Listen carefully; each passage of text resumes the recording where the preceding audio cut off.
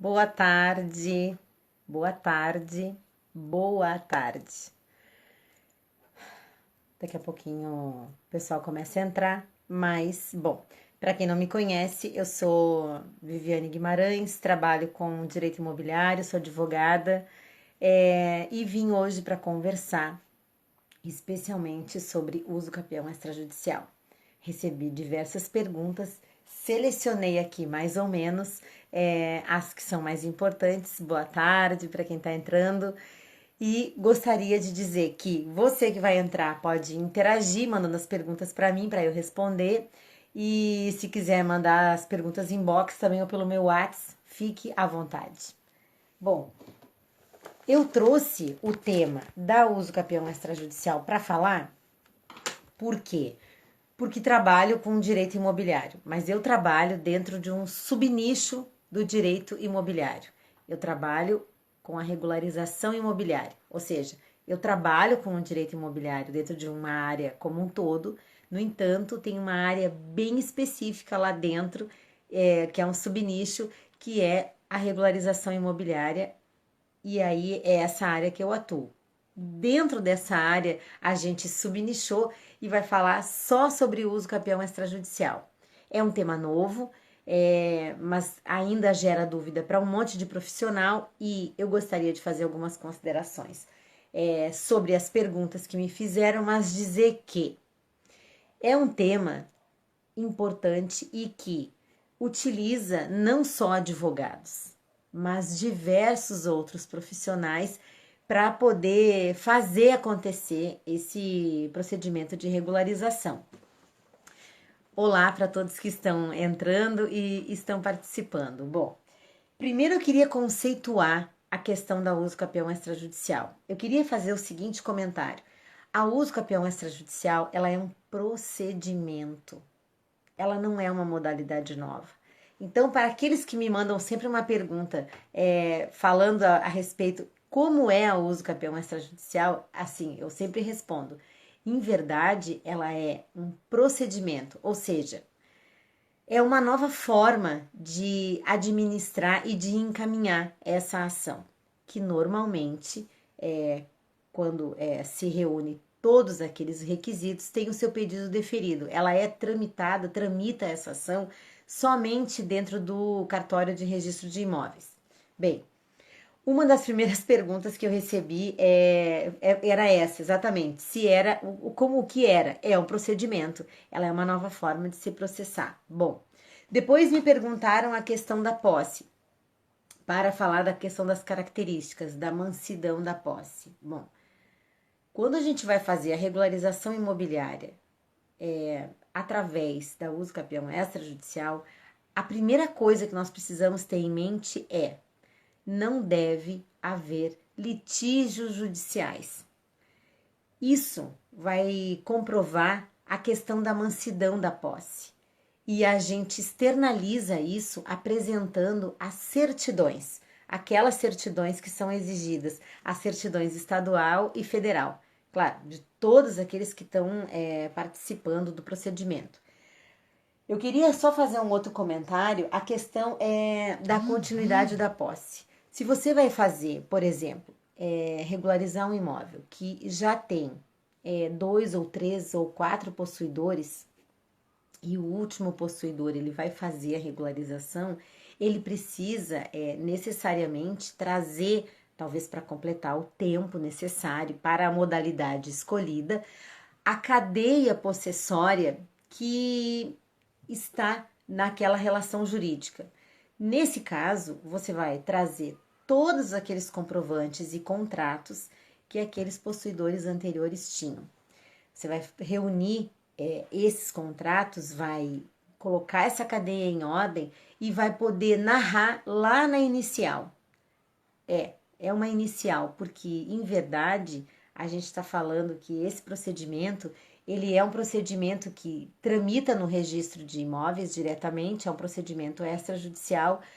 No entanto, todo o trâmite, todo a forma de se conduzir em relação a documentos, organização, é como um processo judicial. Se nós estamos falando que se nós estamos falando que aquele imóvel que está sendo regularizado vai utilizar toda aquela cadeia possessória pregressa, você vai precisar reunir toda aquela documentação. Voltou. Depois que você reuniu toda aquela documentação necessária para reunir, para comprovar a sua posse naquele imóvel, o que você vai precisar fazer? Você vai precisar ir para a lei, para o artigo 216A da Lei de Registros Públicos, e lá vai estar bem disposto todo o passo a passo que você precisa, todo passo a passo que você vai necessita para poder seguir com aquele procedimento. Dito isso, você precisa dar uma olhadinha no provimento 65 de 2017. O provimento 65 de 2017, ele vai trazer os pormenores do procedimento de regularização. Por quê? Porque ali vão estar descritos aqueles pormenores que o 216A não trouxe. Por exemplo, a questão do justo título. Daí você vai me dizer, o pessoal que eu estou regularizando lá a área, eles não têm contrato, eles não têm nenhum documento, só tem um recibo. Então, vai ser válido. Ou, ele só tem uma procuração. E daqui a pouco você vai se ater aos elementos do 216A, esquecendo de dar uma olhada no provimento. O CNJ, ele editou esse provimento para flexibilizar e facilitar a compreensão desse procedimento. Possivelmente dentro do seu estado exista essa possibilidade de se fazer, que o CNJ já tenha expedido um provimento ali no seu estado, então você vai ficar mais fácil para você conseguir entender e encontrar essa documentação que é necessária. Tá. Dito isso, vamos para a próxima pergunta. O que tinha me perguntado? Sim, estava regulado no 216A. Depois, da ata notarial. Dentro do procedimento de uso capião extrajudicial, a ata notarial, ela é o embrião da sua inicial. Bom, em verdade, a gente pode falar que é o contrário também, porque quando você começar a reunir toda a documentação para fazer a uso capião extrajudicial, o que você vai fazer? Você vai reunir toda a documentação, vai colocar em ordem de acordo com o que a lei está exigindo, vai trazer as características da posse, qualificando uma a uma, desconstruindo todos aqueles conceitos e trazendo as provas de cada um. Depois, você vai fazer o quê? Vai juntar todos os elementos que você vai ter, assim, mais concretos, como, por exemplo, fotos, comprovantes, todos aqueles documentos que são importantes e necessários para você conseguir levar de forma robusta essa ação para o registro de imóveis. Você não pode esquecer que daí você já vai ter os elementos fundamentais para a sua ata notarial. A ata notarial, ela é feita dentro do tabelionato. Você vai procurar um cartório dentro daquele município para poder atender aquela questão, aquele imóvel que vai ser regularizado. É claro, quando você chegar nesse ponto, você precisa levar para o tabelião toda aquela documentação que você reuniu, que os seus clientes lhe passaram, que você reuniu. Eu sugiro nesse momento que você já tenha realizado todas as etapas, todas, inclusive com as certidões. Por quê? Porque primeiramente você vai mais ou menos fazer um cálculo de quanto tempo você vai demorar para poder o topógrafo entregar, né, o engenheiro fazer planta e memorial. Você vai ter uma ideia de quanto tempo vai precisar pegar certidões. Caso tenha alguma negativa, pegar uma narratória para explicar que aquele processo não diz respeito à questão da sua ação. Bom, aí você conseguiu reunir todos aqueles documentos e fez uma sequência de fatos para poder marcar a data de fazer a sua ata. Você vai fazer o quê? Você vai colocando isso como se fosse um esboço da sua inicial. E aí você encaminha para o tabelião como uma minuta ou os elementos principais que precisam estar consignados na ata notarial. O tabelião vai olhar essa papelada, vai olhar todos aqueles documentos que você mandou, vai dar uma olhada na minuta que você mandou e ele precisa necessariamente marcar uma visita. Exatamente. Muitas vezes, assim, a grande maioria, né, dos tabeliães, eles não estão se opondo de ir visitar o imóvel. Por quê? Porque é um dever que ele tem. Ele precisa checar que aquelas informações que você passou realmente estão de acordo com o que está no local. Documentação, checa o local, faz a ata notarial. Ali você já apresentou para ele toda a documentação.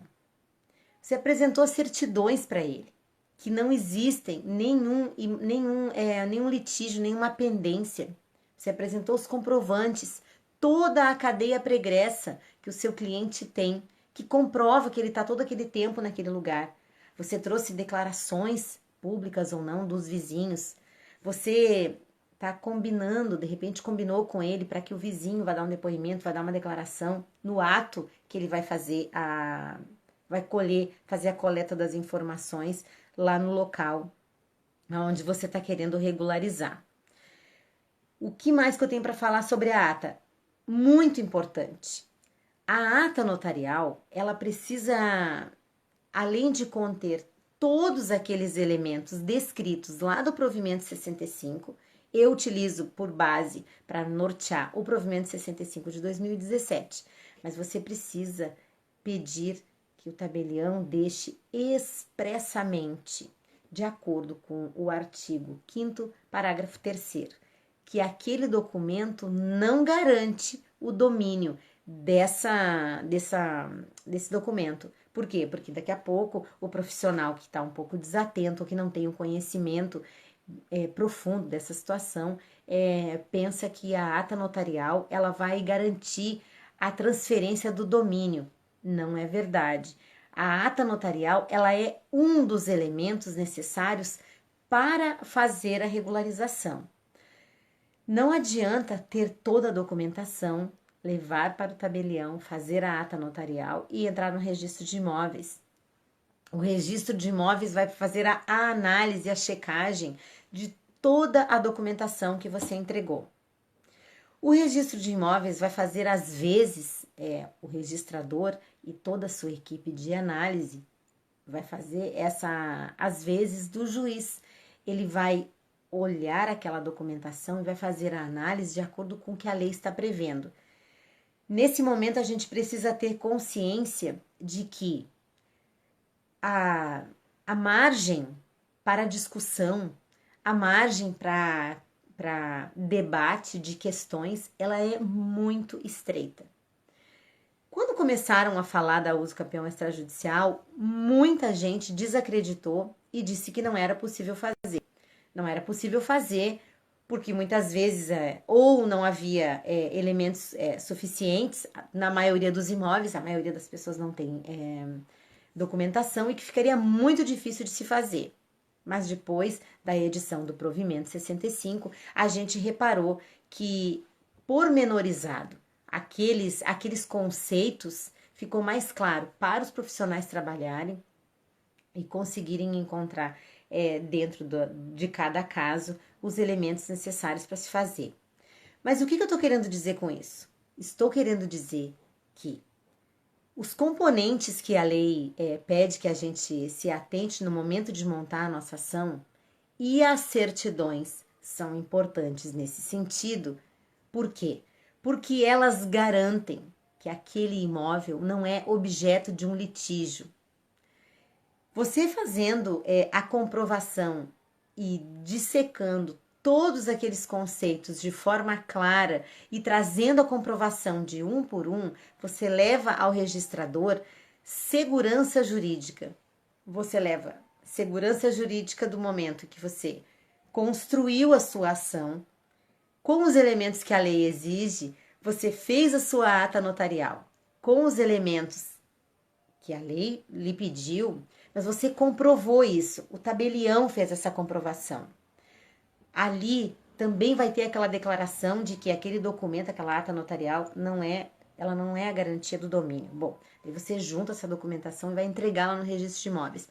Quando essa documentação chega no registro de imóveis, ela vai ser analisada pelo registrador e pela sua equipe, fazendo uma análise profunda. Ela é a qualificação registral. Lá dentro do registro de imóveis, todo o processo vai ser analisado individualmente em cada circunstância. A primeira situação de todas, toda a qualificação das pessoas. Então veja, antes de nós falar, assim, vamos falar que o processo já está lá dentro do registro de imóveis. Aí você vai começar a imaginar, bom, o documento que eu entreguei, a ação, que é como fosse uma ação judicial, que você entregou a sua inicial lá no registro de imóveis, você qualificou corretamente e de forma completa todas aquelas pessoas envolvidas, inclusive aqueles que somam a posse, se for o caso. Cônjuge também. Você trouxe aquela comprovação do estado civil, declaração de união estável, a declaração, os documentos de comprovação, né, de identificação das pessoas, você trouxe os comprovantes, o comprovante de endereço, você trouxe a procuração. Você já começa como uma inicial de um processo. Depois disso, você disse qual modalidade aquele imóvel está enquadrado. Exatamente. Por quê? Porque fazer o procedimento de uso campeão extrajudicial, ele é um procedimento, como eu falei lá no começo. Então, você vai precisar enquadrá-lo. Ele é ordinário, extraordinário, rural. Qual é a modalidade em que efetivamente você está enquadrando o seu imóvel? Dito isso, você vai trazer o amparo legal, a comprovação. Aí você vai começar a narrar os seus fatos lá na inicial. Todas essas informações são um passo a passo que o registro de imóveis vai fazer, bem nesses detalhes. O registro de imóveis vai analisar profundamente quais são os elementos importantes que a lei exige e se você cumpriu aqueles requisitos. E aí, posteriormente, vai passando. Passou pelos fatos, você narrou todos os fatos, você falou da posse, você falou do tempo de posse, você falou quem mora lá, você falou qual atividade a pessoa exerce, se for o caso rural, você está comentando todas aquelas situações e trazendo no bojo dessa ação todos os comprovantes do que você está falando, ou seja, você está levando segurança, você é seguro naquilo que você diz. O registrador vai dizer, bom, aqui realmente existe comprovação. Você vai dizer que naquele imóvel, quando for falar das características da posse, você vai dizer, bom, o possuidor, ele tem de fato a posse mansa. É uma posse que não há litígio, ela é contínua. Você vai apresentar todos aqueles comprovantes de todo o tempo que ele exerceu a posse. Claro, você não precisa trazer todos os comprovantes de todos os anos de mês a mês, mas você pode trazer, por exemplo, o primeiro comprovante que ele tinha, o mais antigo, que comprova. Entrando um pouquinho na questão assim, fazendo um parêntese na questão das provas, vamos dizer assim, que eu recebi uma pergunta essa semana e até publiquei ali no meu stories, eu acho que foi ou na publicação, agora não lembro, de uma família que não tem documentos, eles não têm nenhum documento, porque eles têm uma área rural que eles ocupam e a área em questão a ser regularizada, ela é uma área limite à área deles. Ela faz divisa com a área.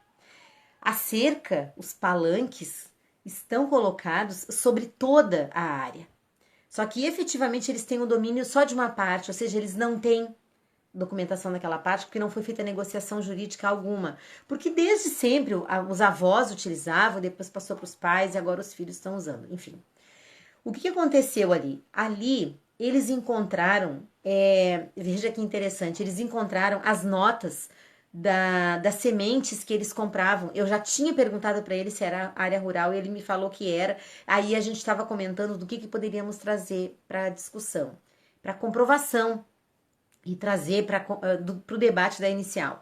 Então eles me disseram, não, mas assim, eles plantaram muito lá. Então eles deve ter alguma nota, alguma comprovação. E naquela época, há muitos anos atrás, eu acho que pelo menos há uns 15 anos atrás, eles têm guardado os recibos que o vendedor das sementes fazia para ele. Essa foi uma das comprovações que eles tinham. Mas veja só, o comprovante da declaração dos vizinhos é importante. Você não pode pensar que declarando, apenas autodeclarando a posse, o tempo de posse, isso não é suficiente. Eu já vi ação indeferida por esse motivo. Não é suficiente. Então, assim, cria robustez na sua ação. Desconstrói os conceitos, traz os comprovantes de cada um e diz o que você está efetivamente querendo, qual modalidade você está querendo aproveitar dentro daquele imóvel. Bom, daí no registro de imóveis, dentro da qualificação registral, o que mais que eles vão analisar?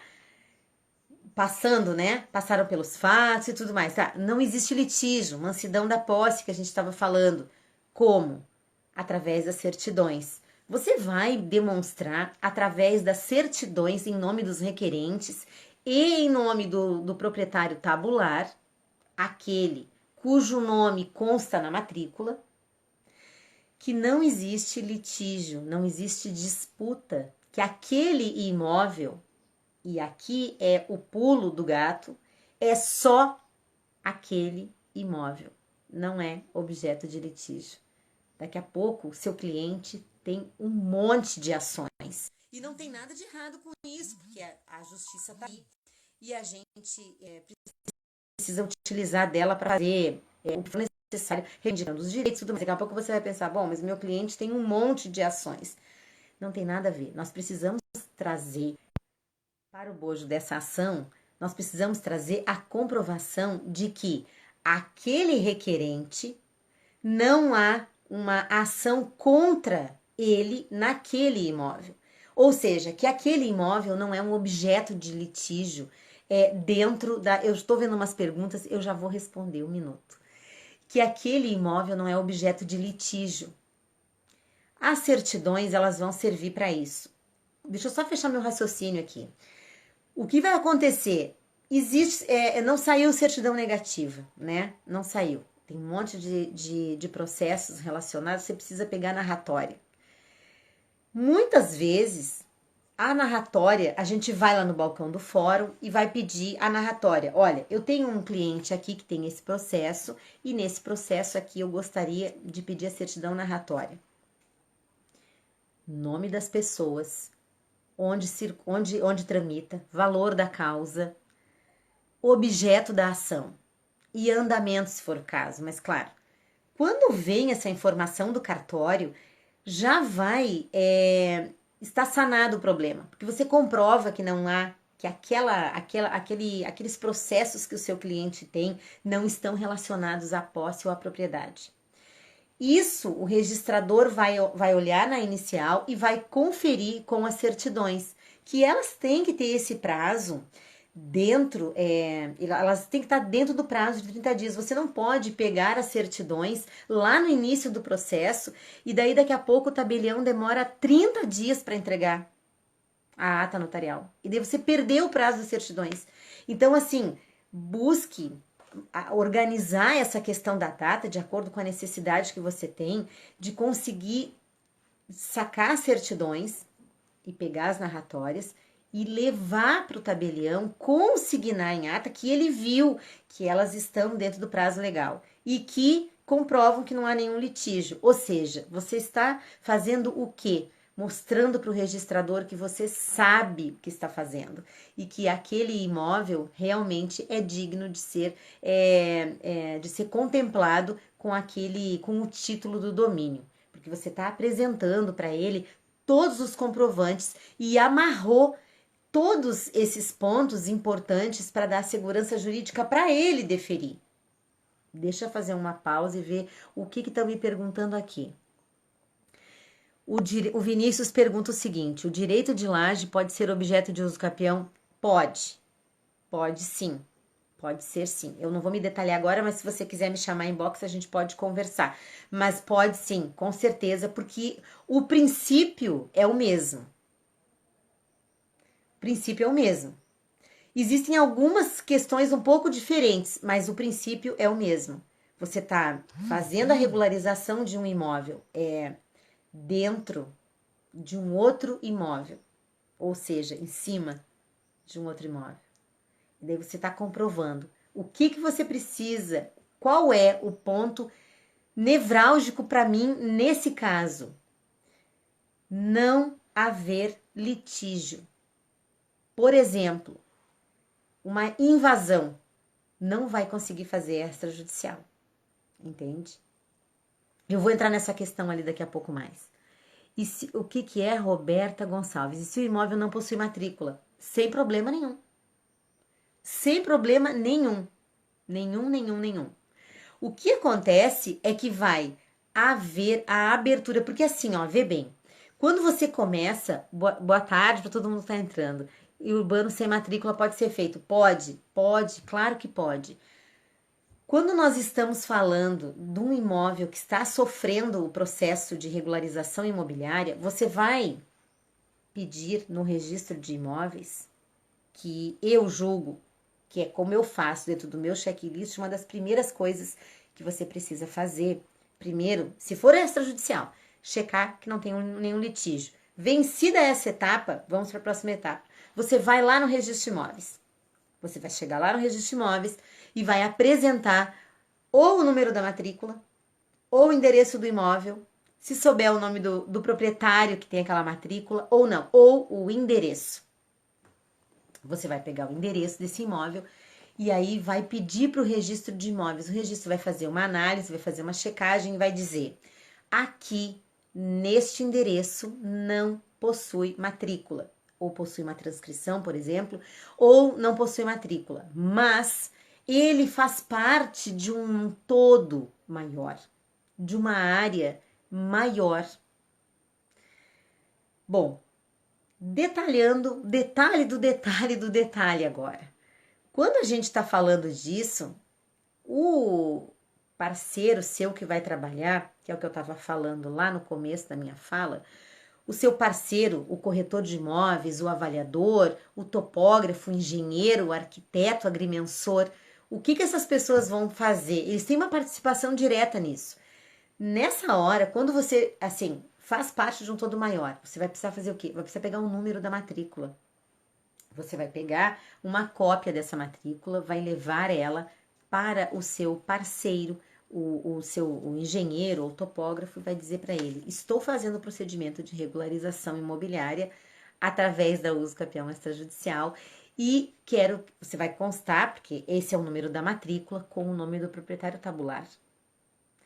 É ele quem vai ser, teoricamente, assim, o citado também. Claro, os possuidores laterais, os confrontantes e fundos também. Mas, por exemplo, quando é uma área onde há poucos possuidores, uma área rural, por exemplo, que me ocorre aqui, você daqui a pouco tem uma área onde toda a área pertencia a determinada pessoa, mas que foi sendo vendido os pedacinhos no fio do bigode, ou passado com só os palanques, ou um fio de cerca, enfim. E então, assim, os possuidores, eles vão dar o aval deles também. Não é obrigatório, mas eles, se eles avalizarem, se eles assinarem a planta imemorial, melhor.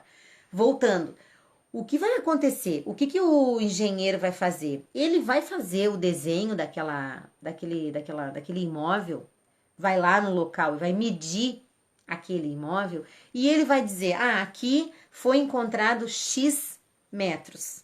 Os lindeiros são fulano, ciclano e beltrano, laterais e fundo, que faz parte de um todo maior. E daí você vai apresentar: não tem matrícula. O que vai acontecer? O registro de imóveis, deferido o pedido, vai abrir a matrícula para aquele imóvel especificamente. Bom, isso para quem me perguntou que se não tinha matrícula, não tem problema nenhum. E na transcrição? Bom, quando tem transcrição acontece a mesma coisa. A transcrição, então assim, só tinha transcrição. Então o pessoal lá do registro de imóveis, na hora que for fazer a qualificação registral, que é fazer a análise de todos aqueles documentos que a gente levou e se certificar que o procedimento está ok, ele vai trazer para aquela matrícula a informação pregressa, dizendo: havia uma transcrição e agora está aqui completa toda a qualificação. É uma uniformização dos processos que o registro de imóveis, por nada, imagina, Roberto, obrigada a você por participar. Obrigada, Vinícius, também por participar. O que acontece? Quando a gente vai fazendo esses procedimentos, assim, vai tomando mais corpo e mais segurança para fazer esses procedimentos, a gente fica cada vez melhor, é claro. Dentro desses procedimentos, o que é mais importante aqui? Levar segurança jurídica. Eu já vi casos dentro do registro de imóveis aonde o colega entregou só a ata notarial. Não resolve. Isso não resolve. Veja a importância que o profissional precisa ter de conhecimento, de especialização certa dentro daquele procedimento. Então, assim, busca todas as informações necessárias para você preencher os requisitos legais. Existe uma ideia errônea e equivocada de que os registradores, os registros, em si, querem explorar ao máximo, fazendo exigências absurdas. Eu entendo que existe sim um saudosismo, assim, vamos falar, um preciosismo dos registradores de exigir demais. Não é essa a questão. Eles têm um poder muito, muito pesado agora na caneta, quando vão deferir o domínio pleno da propriedade para determinada pessoa. Então, ele precisa estar seguro, precisa ter garantia jurídica, segurança jurídica para deferir o pedido. Cabe a nós, cabe a você, que é o profissional que vai levar esse procedimento, apresentar isso para ele. Por quê? Porque quanto mais robusta for a sua ação, quanto mais elementos contundentes você trouxer, quanto mais seguro você tiver, meu amigo, meu colega, melhor, mais fácil vai ser de tramitar a sua ação. Uma outra dica que eu dou sempre, eu sempre sugiro, é o seguinte: vai no registro de imóveis, marca um horário, faz um pedido de análise, junta a documentação e faz o pedido de análise e cálculo.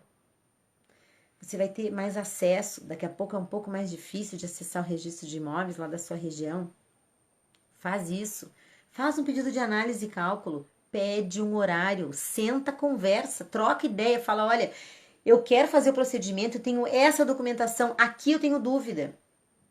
Ele não pode, o registro de imóveis, ele não pode dizer para você, numa análise, num cálculo, qual vai ser o documento que você precisa trazer. Porém, vai com certeza abrir, assim, ampliar o leque de opções que você precisa apresentar. Então, você senta e fala: olha, eu tenho essa documentação aqui eu não tenho, tá me faltando. O que eu posso fazer efetivamente para poder trazer e suprir essa necessidade? O registro de imóveis, por óbvio, ele também é fiscalizado. Então, por esse motivo, ele vai precisar cobrar sim e trazer uma nota de exigência com todos aqueles requisitos que estavam faltantes, porque ele tem o dever fiscalizatório. Deixa eu ver se tem mais alguma outra pergunta aqui, para eu não esquecer de falar. Muito obrigada pelos que estão presentes. Muito, muito obrigada. Eu tenho mais 2 perguntas que eu preciso responder. Do imóvel rural. Imóvel rural precisa necessariamente apresentar o CAR e o CCIR, o Cadastro Ambiental Rural e o Certificado Ambiental Rural. O que o certificado e o cadastro vão fazer? Conjuntamente essas informações, quando o INCRA vai puxar essas informações, assim, você vai até lá, caso não tenha, o imóvel não tenha, e você precise fazer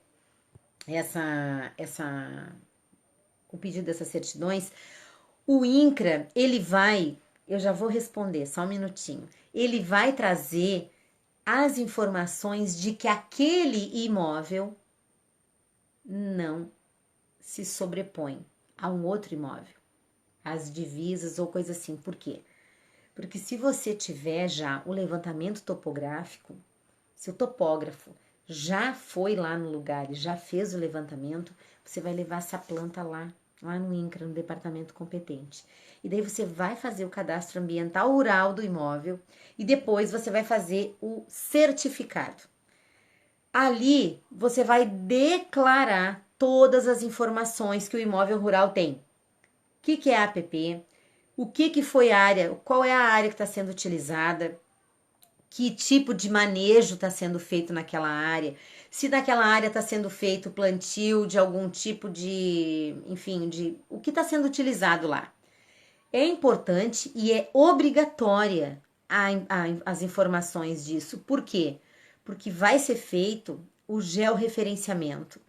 Essa informação vai evitar daqui para frente, né? Começa, assim, por ser obrigatório já o georreferenciamento, torna difícil de fazer sobreposição de área e torna também impossível de se fazer a grilagem, a venda de áreas que por vezes não existem ou com áreas diferentes ou que são divergentes da que estão nos documentos. Então, para quem me perguntou sobre imóvel rural, é essa a minha observação mais importante. Deixa eu voltar na pergunta que me fizeram aqui um pouquinho. Se houve um projeto de assentamento, o primeiro possuidor não quitou o título, mas vendeu a posse. E o comprador que está em cima dessa área, mais de 10 anos, comprovados reconhecidos pelos vizinhos.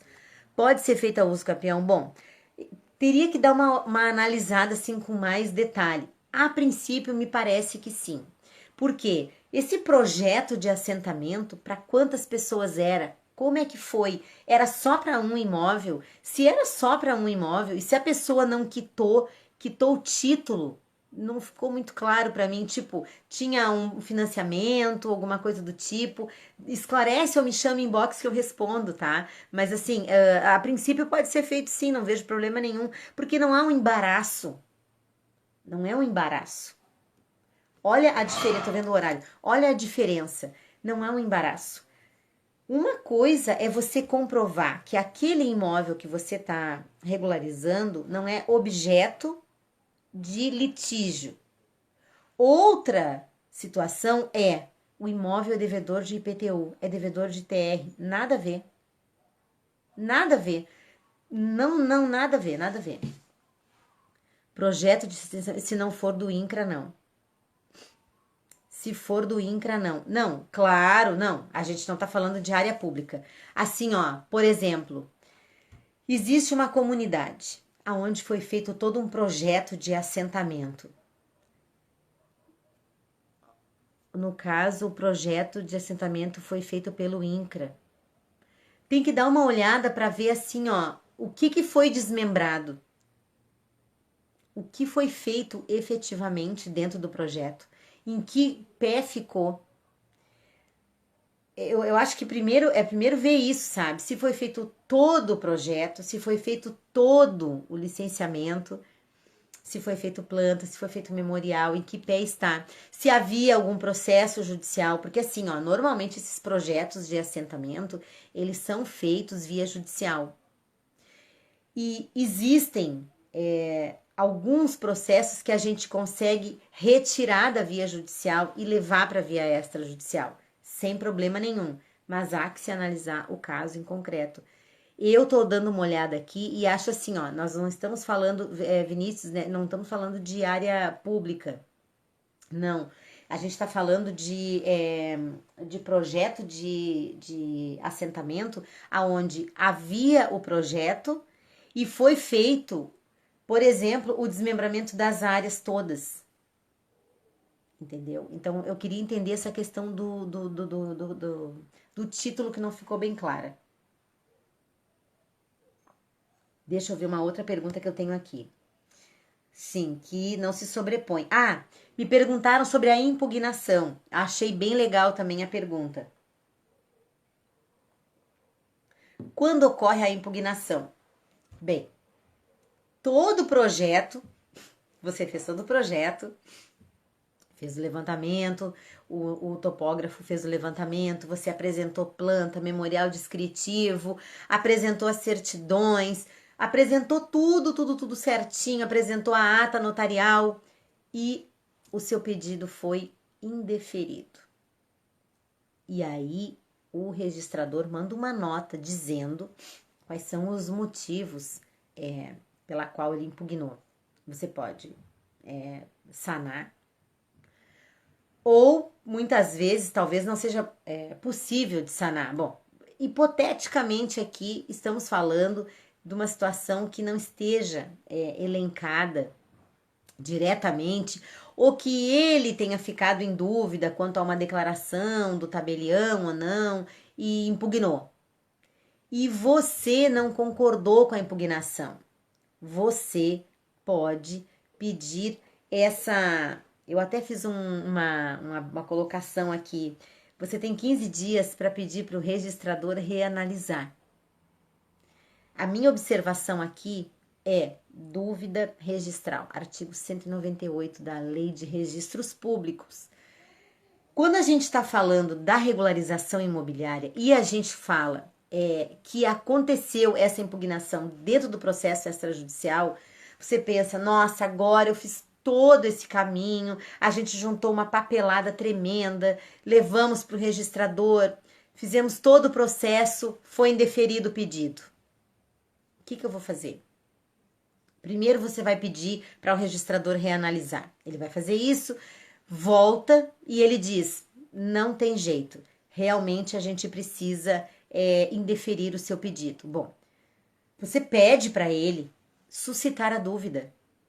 Existem alguns casos, por exemplo, digamos que dentro da cadeia possessória existissem contratos de cessão de posse. E esses contratos estivessem dentro do tempo que você usou para contar na modalidade de uso campeão extraordinário, por exemplo, dos 15 anos. E o registrador tem dúvida se incidiria ou não ITBI, né, o imposto sobre as cessões. Você vai chegar e vai pensar, nossa, agora vai ser um outro caos. Não, não vai ser um outro caos. Agora, o que vai acontecer? Lá no Rio Grande do Sul, em Porto Alegre, aconteceu uma situação bem semelhante e saiu um parecer da Secretaria da Fazenda Municipal se posicionando sobre o tema. Naquele caso não incidia, porque não havia ligação, não havia ligação porque não ia ser, não, assim, as sessões, para ficar mais claro, as sessões elas não iam ser registradas, entendeu? Então assim, ó, não incide o imposto porque é uma aquisição originária que não tem nenhuma ligação pregressa, possessória com os proprietários, os possuidores anteriores. Por essa razão, não vai incidir. Então, naquele lapso temporal, aqueles contratos anteriores em nada têm a ver com o fato. Por essa razão, não incide. Digamos que ele tivesse ficado com dúvida em relação a isso. Encaminhou, poderia encaminhar. Se viesse uma resposta negativa da Secretaria da Fazenda, ele poderia encaminhar para uma dúvida registral. É permitido e está no artigo 198 da Lei de Registros Públicos. Tá. A outra informação que eu achei que era importante, deixa eu ver se tem mais alguma pergunta aqui para colocar, para não deixar ninguém sem resposta. Sim, tá. O Vinícius me perguntou se poderia fazer do direito de laje. Sim, eu acho que sim. Eu já comentei isso. E assim, ó, dá uma olhadinha em tudo que diz respeito ao direito de superfície. busca todo tipo de informação no direito de superfície. Deixa eu ir para as minhas considerações finais e importantes para você. O que eu acho assim que é mais importante dentro do processo de regularização através da uso capião extrajudicial? Segurança jurídica.